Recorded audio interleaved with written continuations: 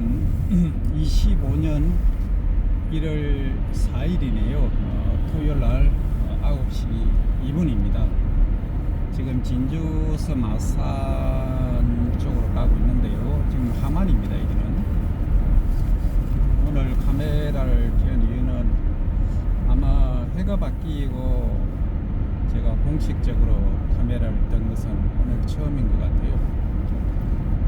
작년에는 국가에 재난이 너무 많았습니다. 그죠? 그래서 상당히 우울했던 날들이 많았고요.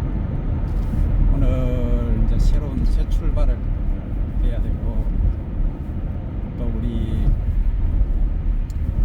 제주항공의 그 탑승객들 그리고 유가족분들 다시 한번 심심한 위로의 말씀을 전해드리고 상당히 송구합니다. 한 가지 제가 꼭 드리고 싶은 말씀이 있는데요.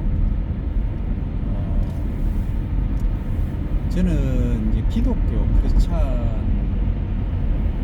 분들을 상당히 존경합니다. 그 이유는 사람이 자기가 제일 잘났다고 생각하는데 자기를 만든 창조주가 계신다는 생각을 갖고 또 미래의 내세까지도 생각을 할 수 있다는 것, 그리고 그분들이 대체적으로 아주 정말 착하게 사십니다. 그러니까 사회에 어떤 기관이 되시죠. 다들 미래 세대가 있고 미래 세대란다, 미래가 있고, 그죠? 내세가 있으니까 천국에 간다는 그 자체만 해도 행복하기 때문에 굳이 뭐 지금 이승에서 굳이 뭐 부귀를 누릴 큰 뭐 이유도 없습니다. 마음의 평화도 가지고 있으니까요.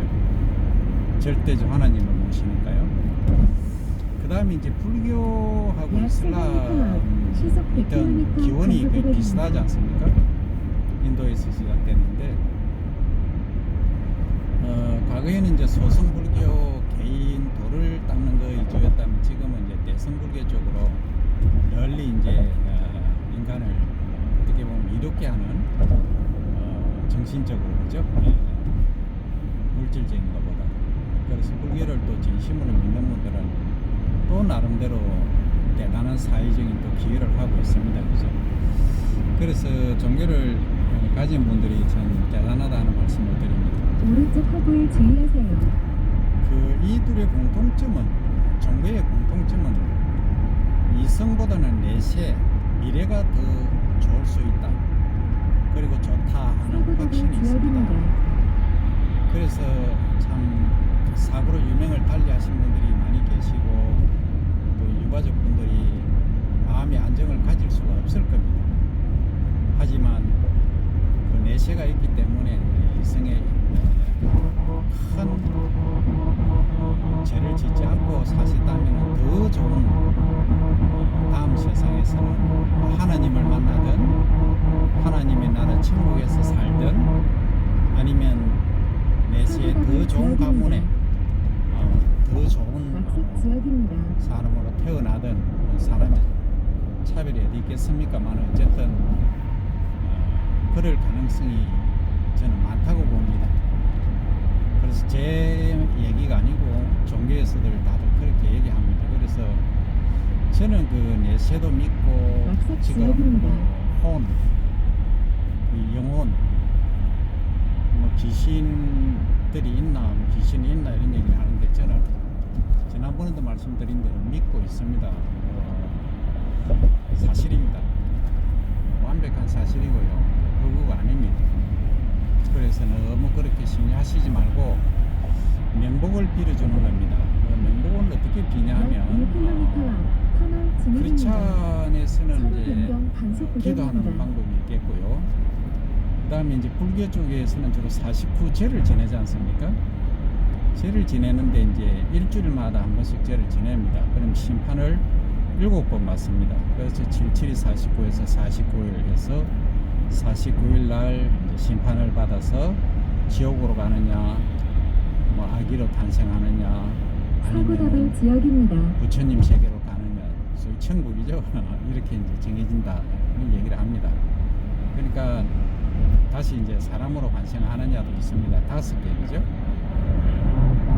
지옥, 악의, 축생, 인간, 천사 뭐 이런 구분을 하지 않습니까? 그래서 아마도 그 탑승제 유명을 달리 하신 분들은 내세에 아주 고귀한 가문에 태어나시든지 또 아니면은 천상에 가시든지 그럴 걸로 저는 생각을 합니다. 또 그렇게 우리가 기원을 하고 기도를 할 수밖에 없죠. 물론 우리 이제 정책당국 국가에서는 바른 조속한 그 마음의 치유를 할 수 있도록 유가족분들은 해 주셔야 될 게 더 급합니다. 경제적인 것도 중요하지만 그것보다는 이제 심리 상담사 분들을 적극 투입하시고 그 후유증이 만만치 않습니다. 보통 가족을 잃으면 평생 가지 않습니까?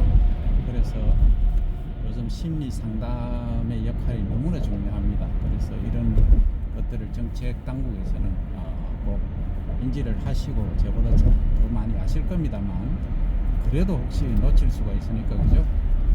나라 꼴이 이러니까 그렇습니다. 그래서 꼭 챙겨주시고 주위 분들도 꼭 제 말이 아니더라도 꼭 이러한 말씀을 꼭 전해주시기를 간절히 바랍니다. 그래서 제가 사실 카메라를 들었습니다. 오늘은 이제 토요일입니다. 토요일인데 시골에 이제 아버지께서 지금 병상에 누워 계시다 보니까 외로움이 가장 많으십니다. 목욕은 제가 작년 12월 초까지는 일주일에 한 번씩 시켜드렸는데 시골 형님이 이제 간병인을 목욕 차가 있습니다. 이동차 아주 뭐 잘 내준다고 하더라고요. 가격도 또 싸고 그래서 한다고 굳이 목욕 때문이면 오지 마라 하시더라고요. 그래도 이제 외로움을 많이 타시고 하니까 갑니다. 그래서 나이 들면 가장 중요한 게 이제 건강이다 이렇게 얘기를 하는데 제 주변에 보면 겉으로는 멀쩡한데 건강한 것 같아도 암에 걸리신 분들 또는 상당히 이제 기력이 없으신 분들 그리고 또는 예행적으로 외관적으로 또 여러 가지 어려움이 있으신 분들이 많습니다. 그래서 건강할 때는 병원에 가서 진단받기 전까지는 아무리 얘기해도 말 안 들어요. 한쪽 귀로 듣고 한쪽으로 흘려버리는데 이제 그게 젓가락으로 막을 걸 스푼으로 막을 걸 가래로도 못 먹는 그런 수가 생깁니다. 그래서 이제 나이가 50 넘어가고 60, 70 지나보면은 다들 느끼는 건데 미리 좀 준비를 하시기 바랍니다. 술, 담배 그리고 뭐든지 지나친 것은 안 좋습니다. 과유불급입니다.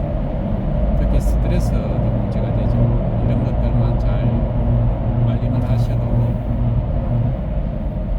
후에 병상에 누워서 10년 이런 일 없을 겁니다. 어쨌든 미리 사전에 준비하는 것이 매우 중요하다는 말씀을 드립니다. 여기는 이제 창원시의 그 북면 쪽입니다. 북면 쪽은 원래 시골이었는데요. 아파트가 많이 들어서 있죠. 그리고 이제 북면 또 온천이 유명하다 보니까 괜찮습니다. 동네가 여기 또 단감이 유명하죠. 여기 바로 옆에가 진영입니다. 그래서 진영하고 창원 북면하고는 거의 비슷하다 이렇게 보시면 됩니다. 오늘은 반대쪽 차선에는 지금 교통 체증이 조금 있습니다. 그러나 이쪽은 거의 없습니다.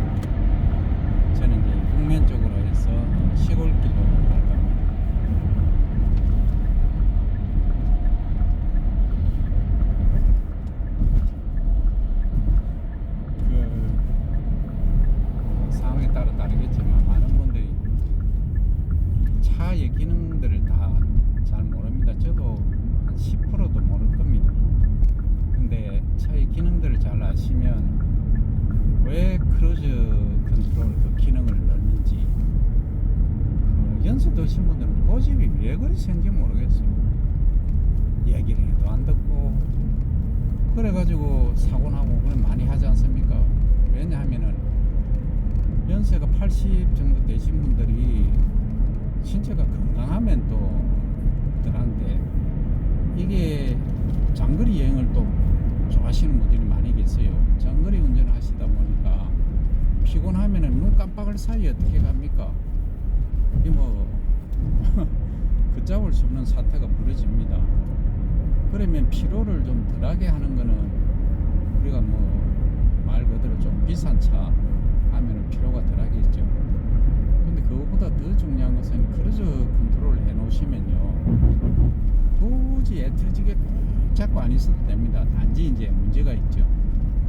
졸릴 수가 있습니다. 하는 일 별로 없으니까. 그래서 졸리는 이런 경우는 절대 주의를 하셔야 되고 피로가 덜하니까 장거리 운전이 가능하다는 거죠. 그리고 꼭 이제 휴게소마다는 아니고 약 1시간 간격으로 자기의 체력이라든지 상태를 봐가면서 자주 휴식을 취하면서 다니셔야 됩니다. 연세 드신 분들은 젊은 분들도 마찬가지고요. 운전에는 왕도가 없습니다. 너무 자랑하면 안 됩니다. 그래서 제가 뭐 어떤 홍보는 절대 안 합니다. 아니고 제가 써보니까 너무 좋고 그래서 돈 크게 안 들이고 할 수 있는 거거든요. 그래서 가능하면 뭐 시내 운전하는 거는 관계없습니다. 시내 운전은 눈 크게 뜨고 짧은 거리니까 관계가 없는데 장거리 여행하실 생각이 있으시면 반드시 크루즈 컨트롤 장치를 하십시오. 이거는 앞으로는 정책으로 저는 이런 말씀을 드립니다. 정책으로 이걸 몇 % 하도록 해버려야 됩니다. 그리고 이제 또 하나는 아까 졸리는 거 제가 이렇게 하는 일이 없어요. 그냥 가만히 앉아만 있으면 가니까요. 그래서 정책적으로 이제 예를 들어서 눈동자가 그런 거 있지 않습니까?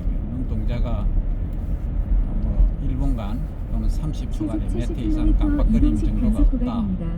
또는 고개의 얼굴이 이제 옆으로 또 돌려서 이렇게 정위치에 하지 않는다. 이런 것들을 센서로 감지를 해가지고 알람을 크게 빵빵 울리면 아니면 뭐 스프레이를 확 뿌린다든지 이렇게 좀 강압적으로 하는 그런 방법도 고려해 볼 필요가 있다 봅니다. 크루즈 컨트롤은 편하고 좋지만 졸리는 위험성이 있기 때문에 이런 경우에는 또 자동으로 창문을 연다든지 그런 시스템까지 갖춘다면은 충분히 미래에는 자율주행이 거의 실행될 것으로 저는 시속 70km 이동식 단속 구간입니다. 그리고 이제 건강에 관해서 제가 이제 오늘 더 추가로 말씀드리고 싶은데요. 그 많은 분들이 물 좀 마시고 하겠습니다. 많은 분들이 뭐 나는 건강한데 이렇게 하시는데 절대 아닙니다. 그래서 건강에 대해서는 항시 신경을 쓰셔야 되고요. 특히 이제 암 환자분들이 많으신데 병원에서 치료하실 수 있는 분들은 의사 선생님이 괜찮다, 병원에서 치료됩니다 하는 분들은 이거 들으실 필요가 없어요. 근데 병원에서도 포기하신 분 계시죠? 그런 분들은 꼭 들어주시기 바랍니다. 암 셰프가 잘 정식하고 또 자리 잡을 수 있는 이유는 이게 체온이 낮아지거나 그 다음에 이제 현기성, 산소가 부족한 현기성 상태, 그 다음에 이제 소위 산소 라디컬이라고 하는데요. 우리가 산소로 숨을 쉬지만 오른쪽 허브에 이게 마이너스 주의하세요. 진화를 띄어서 이제 활성을 갖는 경우입니다. 이게 이제 세포를 DNA를 공격을 하죠. 그래서 이런 것들을 없앨 수 있는 방법이 뭐냐? 첫째는 체온을 높이는 거고요. 그 다음에 이제 산소를 충분히 공급해 주는 거고요.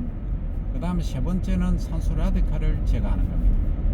그러면 이제 체온을 높이는 방법은 운동도 있을 것이고, 그 다음에 체온 높이는 복대도 있을 것이고, 반신욕, 족욕 이런 것들이 있을 것입니다. 그 다음에 식품으로서 체온을 또 높이는 방법도 있죠. 그리고 이제 이 산소 라디칼을 줄일 수 있는 방법은 수소 요온을 투입을 하면 됩니다. 먹으시든 뭐 어떻게 하든, 그렇죠, 물이든 뭐 어떻게든. 그리고 식품으로서는 거의 이제 카로틴, 베타카로틴이라고 하지 않습니까? 그 다음에 지금 그 콜라겐유도 이제 고분자 화물이니까 저분자로 깨야 되긴 합니다만, 이런 것들, 색깔을 띠는 채소 또는 과일, 껍질채 반드시 드셔야 약 됩니다. 500m 그래야 제대로 된 시속 양분을 흡수하실 70km 수가 단속 있어요. 구간입니다.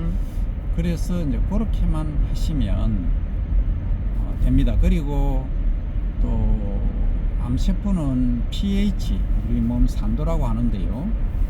예를 들어서 소금물은 pH가 엄청 높죠. 짜죠. 우리가 김치 같은 거 많이 먹으면. 반대로 이제 고기를 많이 드시면 어떻습니까? 산성 쪽으로 가죠. 그래서 이제 그렇다고 소금을 많이 드시면은 혈압이 올라가면 나중에 큰 문제가 발생하죠. 그래서 적정하게 pH 7.5 정도를 유지하시는 걸 드시면 암세포 생장을 막을 수가 있다 하는 겁니다. 여기까지 이제 인지를 해주시면 이제 어떻게 해야 되겠다 하는 게 나오죠. 그 다음에 이제 우리가 스마트폰을 많이 보시는데요. 이거 주무시기 전에 딱 2시간 전에는 중단하십시오. 그러니까 이 스트레스, 그리고 이 빛이 이제 자극을 하지 않습니까? 그래서 우리가 주무실 때는 멜라토닌이라는 호르몬이 분비가 되어서 숙면을 취할 수 있는데요. 이게 안 되면은 숙면을 취할 수가 없어요. 그래서 방 안의 불빛도 빨강색, 주황색, 노란색 정도는 되는데요. 그 외에 이제 불빛, 보라색, 그죠? 계열, 형광등, 뭐 이런 것들은, 백열등 이런 것들은 절대 안 됩니다. 그건 숙면을 취할 수가 없고요. 그래서 반드시 9시 이전에 암 환자분들은 잠이 드셔야 됩니다.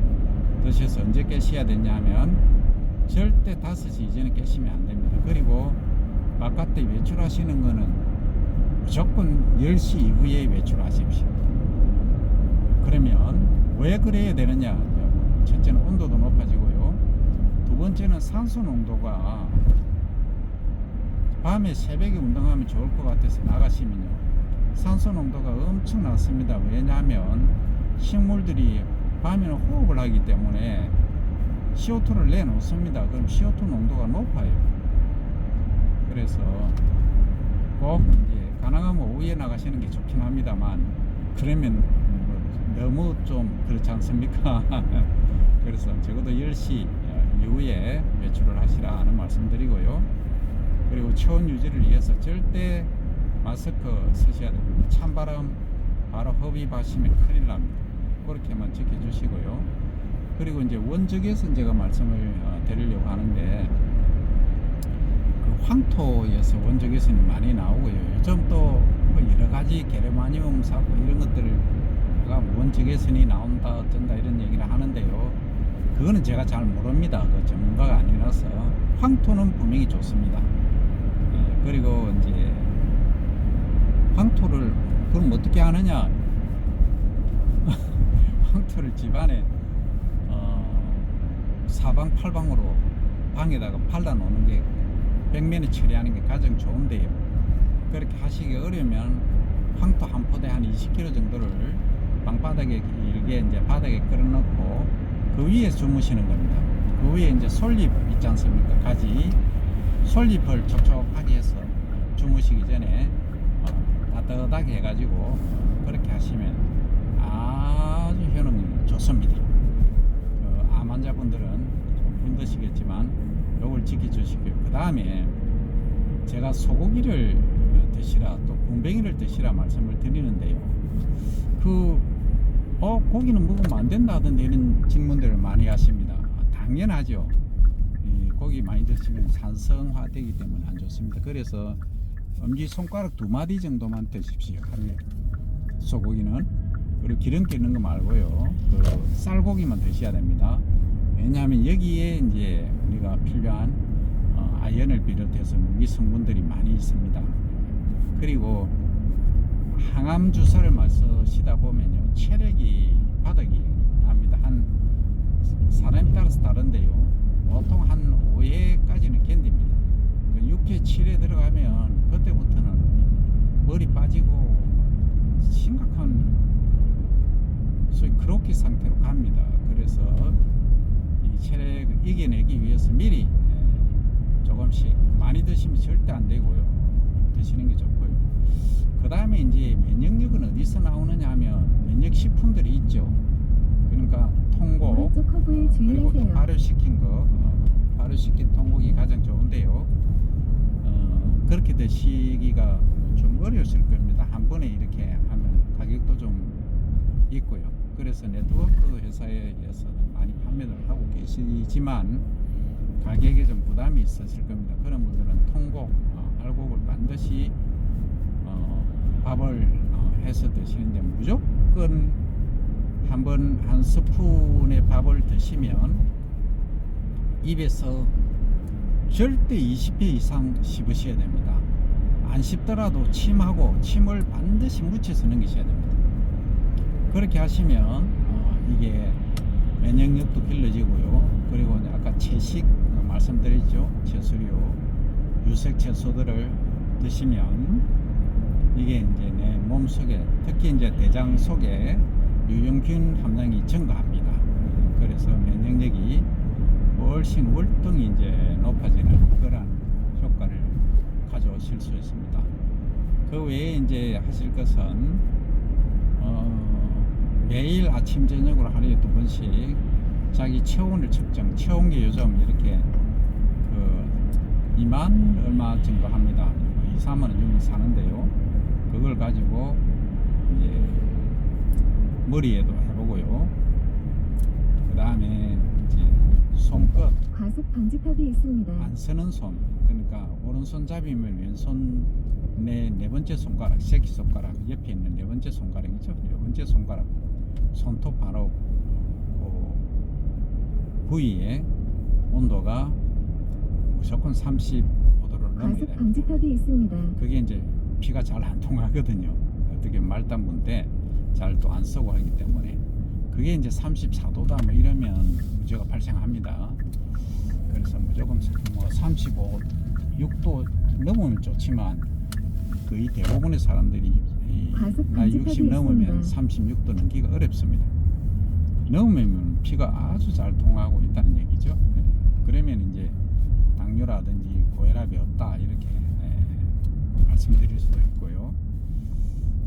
이게 운동했을 때가 아니고요, 안정된 상태입니다. 그리고 그 다음에 이제 그 온도, 다음에 혈압을 재셔야 되는데요. 이완기의 혈압은 80 이하, 그러니까 60에서 80 정도 되면 되고요. 그 다음 수축기는 110에서 130까지는 가능합니다. 그 정도까지는 문제 없습니다. 안정된 상태에 있습니다. 그리고 이제 거기 아래쪽에 보면 맥박수가 나오지 않습니까? 1분에 몇 회. 이게요, 90회를 넘어가시는 분들은 요 주의입니다. 아주 위험합니다. 이런 분들은 고혈압이라든지 당뇨가 있을 수가 있습니다. 그래서 심장병이 오기가 쉽죠. 그래서 그게 어느 게 가장 좋느냐? 뭐 운동선수들은 40, 50 이렇게 나오죠. 이제 답이 되셨죠? 예, 그렇게 관리를 하시면 되겠습니다. 그래서 오늘 제가 장황하게 말씀을 드렸지만 이제 고향이 거의 다 와갑니다. 면으로 보면 초도 면이니까 이제 밀양시 초도